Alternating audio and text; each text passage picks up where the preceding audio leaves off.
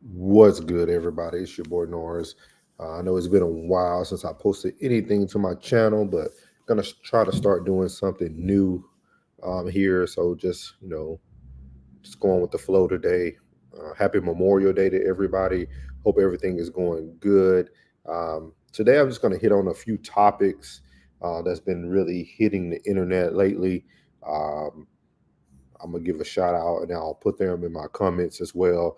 This is my guy 2K. Uh, I've been following him on Anton Daniels' show. Very, very good show if you don't follow any of them. But they're going to talk about a good topic today. I kind of want to just talk about it, and I want you guys to hear their opinion as well. So I'll be kind of stopping here and there. But what we're going to be talking about today is prenups, and also on Anton's show, he talked a little bit about post-marital prenups, which I never heard of, but it does exist. And so let's get started. And it'll be new scene. All right. I'm 40 years old. I married this woman when I was 33. After only knowing her 7 months. And no, I ain't getting no prenup or none of that. But she didn't have nothing. Me, I had a $1.5 million house in Hoover, Alabama. Me, I had the Mercedes in the driveway. I went to law school. I was the one up studying all them late nights. Didn't even know who this woman was back then, right? Now, you mean to tell me it took me 40 years to make all this, and this person who I've only known for 7 years, won't have of everything it took me 40 years to make? Now, I want to ask all the women, do you think that's fair? Do you think that is fair? Think of me as if I was your daddy or if I was your brother and you saw me studying all them nights. That was me at Emory all them nights studying. I didn't even know this woman. Now she won't half of what it took me 40 years to make. Well, I tell you, divorce sure ain't fair. I did everything. Okay, hold on. So as you see, that man was very upset. Um, and I already watched 2Ks and Sarah uh, talking points, but I'm going to let you guys hear some of their talking points. But I think it's very interesting that men are pretty much robbed, man. Once you're successful or you gain anything, um, you almost just are. You're almost just taking whatever you have to take. Like there's no options, there's no choices. Uh, there's nothing that you can do about you know about somebody taking what you earned. My opinion when it comes to prenups and post prenup. Now that I'm done some education about it and everything of that nature, I think it's all about each their own. You know what I mean? For myself, I've been married before. Luckily, I didn't own anything, not too much. I would tell most people instead of worrying about losing everything, you got to worry about getting in debt from the things that you have already partaked in accomplishing, or the things that you like helped purchase when you were married. Those are things you got to remember too. It's not about just what the woman's going to gain or the man's going to lose. It's about the things that you guys have already gotten together. I think plays one of the biggest roles. But I'm going to let you guys hear 2K and his wife Sarah's some of their thoughts. So let's see here.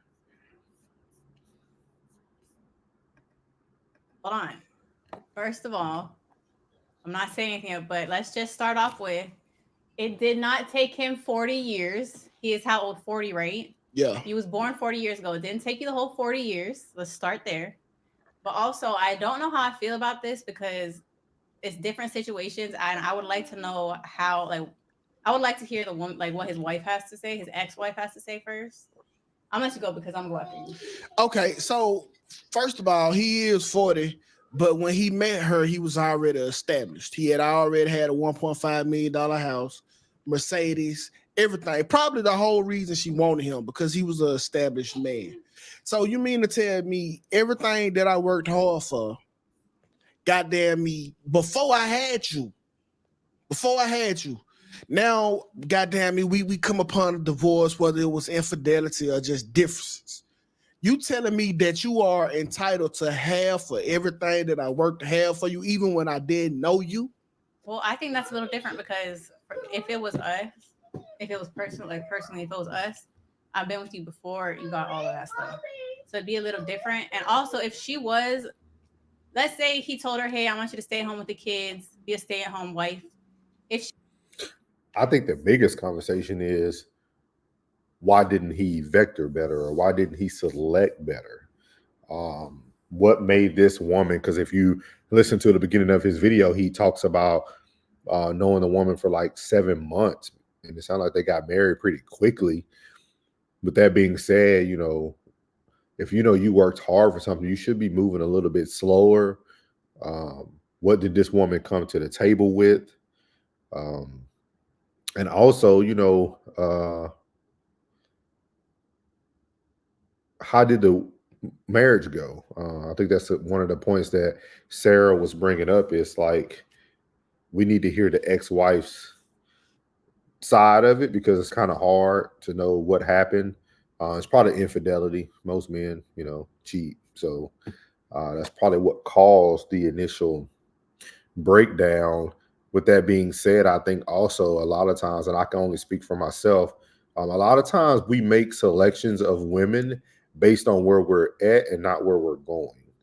And that's one of the things I learned, that like, never settle. Men should never settle. And what I mean by that, it's not about looks, it's not about things of that nature, but you should never settle if you know what your future is going to look like, or if you know what you want your future to look like. A lot of times us as men, we start to focus on where we are at the current moment and not where we're going to be 10 years from now. Men, we don't even hit our peak until about 40 to 50 years old. That's the man's highest career earnings. You finally get on task. As you notice, that man's 40. He gained all this wealth, education. Even though he did have some wealth prior to that, he kind of hit his ceiling where he wanted to be when he finished education and became a lawyer, things of that nature. So I always tell men, think about where you're going, not where you are. So for myself in general, I wanted to pick someone who understood credit, who understood having good credit, who understand having good spending habits. Because those are things that I didn't care about, or I had bad habits at. Because I used to buy every shoe that came out. I used to just spend and do whatever I kind of wanted. But once I understood where I was trying to go, it changed my perception and the way that I move. So we're going to play a little bit more of this, and then we're going to go on to another topic, because they talk about another topic, which is a very, very good topic. But let's see here. she was staying at home and she had no income at the time, I feel like, okay, maybe he is. I mean, in some states, it's like that where you're liable to take care of them anyway because you had them staying at home, and she has no income. I don't know. I wouldn't ask if we get divorced. I wouldn't ask for anything, half of anything. But just know you may be put on child support. If I get put and I'm cool. And this is the next topic I wanted to talk about. They start to talk about child support, and I have some feelings about this because, of course, I pay child support. But it's some things that 2K is going to say that it kind of resonated with me. I don't go to the extreme that he goes to, but I do understand some of his points. So I'm going to let them talk a little bit about child support and kind of what their thoughts are. Cool with that. But if I get put on child support, the child support is going to have to raise the kids. So all the valuable lessons that come with dad, that come with being a dad, me teaching Bricks how to put on a condom, me teaching my daughters about games so they don't get fucked, all that shit go out the window. Uncle Sam is your new daddy. So child support. So that's where me and 2K, we kind of separate. So I do agree that once I'm put on child support, that's literally my only financial obligation to the children and the mother. Let me say that again. Once you're put on child support, that financial obligation is the only financial obligation that you should have to worry about. Now, you can make your own decisions on what you would like to help the mother of your children out with, things that you probably want to bring into your children's lives. Um, Not going too personal with what I've been through, but I will tell you this, that it doesn't matter how much you do as a man, a lot of times it's not going to be appreciated until it's no longer there. With that being said, I would highly recommend that, if the mother says for the children, just provide it. You know what I mean? Especially as men, we have to understand that we have to take initiative. We have to take responsibility for the things that we cause, right? For myself, when I got a divorce, I caused it. I wanted to be separated. I chose to live the life I wanted to live. So with that being said, when it came to paying child support, something I had to do. You know what I mean? I had no problems with paying child support. Um, the only thing that I do dislike is that a lot of mothers think the child support is supposed to subsidize what their living standards should be. Child support isn't welfare. This isn't a Section 8 housing payment that you're getting. This is child support. This is support for the children. So if they need books, if they need clothes, if they need diapers, whatever they need, the kids should never have a problem.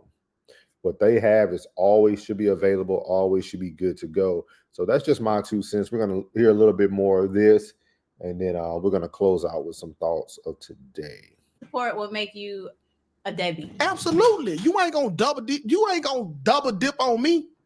You ain't gonna go to the motherfucking white man and say, hey, I don't think that this guy is going to pay child support, so I want to go through the system. I want to put him in the system to make sure I get the money and then still have the benefit of having a good dad.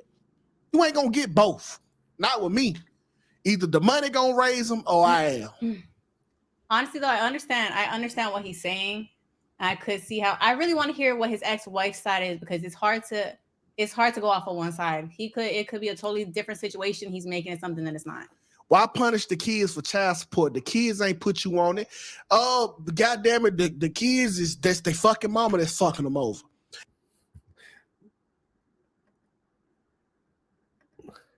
So that's 2K. If you don't follow him, you should definitely follow him.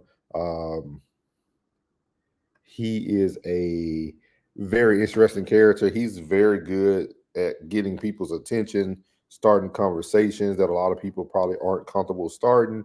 I would highly recommend that.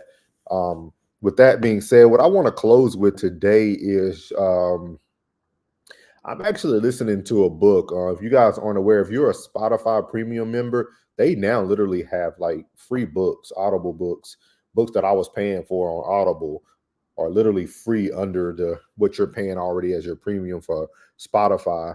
With that, and I'm not sponsored by them. I'm not sponsored by Audible, any of that stuff. I'm just giving you guys just some advice to kind of save money, but also educate yourselves at the same time. One of the things that I wanted to talk about is just some things I wish I knew as a younger Black male. So I'm 38, about to retire from the military, 20 years in. I didn't start reading or listening to books until probably about the age of 25, 26. No. I would say about 27, 28. And the things that I have learned in the past decade, man, has really changed my life. It has changed the way I look at life. It changed the way I move through life. And I don't think this is a racial thing. I know they always say, if you don't want Black people to know something, put it in a book. Yeah, but I know a lot of Black people who read, and I'm one of them now in the past decade and more. With that being said, there's so much positive things that are in books that we don't get to talk about. And one of the books I wanted to highlight was by Napoleon Hill. I'm listening to it right now, and it's called Outwit the Devil. And it's actually the author having a conversation with Satan. But Satan is telling him all the secrets on how he poisons the world, how he poisons society. And man, it is powerful. In this book, it talks about a lot of things that are already in the Bible. author actually uses some of the scriptures from the Bible. But one of the things I want to tell you guys today is that we actually do reap what we sow. And a lot of times we think that's like sowing into people or the things that we do to people. But a lot of that is what you sow into your mind mentally. Once you start to educate yourself mentally, there's so much that you can do in the world. You can manifest things. And if you don't believe in this manifestations, the books like The Secret, The Law of Attraction, things of that nature, well, just read Habakkuk. Habakkuk chapter 2. God talks about how that we see our visions through, how we get things to move the way we want it to move. And it's 3 things that you have to do. The first thing is you have to write it down. So you should make your vision very clear, very precise what you want to do. Second, you have to run with it. Meaning that if you want to open a gym, if you want to start a business, you have to start doing the small things that are going to eventually build up to you owning that business, opening that gym, whatever you want to do. But the third and most important thing that he tells us to do, is to be patient. But we need to tarry as we wait, meaning that we need to still run head first like that building is opening tomorrow, but understand that we need to have the patience that it can open 10 years from now. And that's some of the things that I wish I would have known early in life. I have a lot of things that are moving forward and going in a positive manner now. And sometimes I always look back like, man, what if I was reading books, or what if I knew these things years ago? Where would I be? So before I let you guys go today, I want you to understand that pick up a book, man. If you ever feel like there's something that you need to know or don't know, don't just Google, but also read books. Rich Dad, Poor Dad, The Richest Man of Babylon, Atomic Habits, The Power of Habits. Man, what is it? I got so many books over here. No Rules, the Netflix book. Think and Grow Rich. So many books that are available to you at the fingertips of your hand. But one thing I want you to understand, if you want to conquer yourself, make sure that you sow in positive affirmations, positive thoughts, and those things would definitely get you moving forward. I appreciate everybody who takes the time out to watch this video. You can follow me on Instagram at retirement_loading, or you can follow me on YouTube at Souls of Thought. But I appreciate everyone taking the time out to watch and listen today. Just understand that all we can do is what we can do, man. And remember Habakkuk chapter 2. Write your vision down, make it clear, run with it, do the things that you need to do to build that dream and that vision. And 3, be patient. We don't know when the day is going to be, but be ready. But they say if you fail to prepare, you prepare to fail. So just remember that. I wish you all the best. If nobody hasn't told you today, I love you. You're beautiful, and your boy is out. Let go.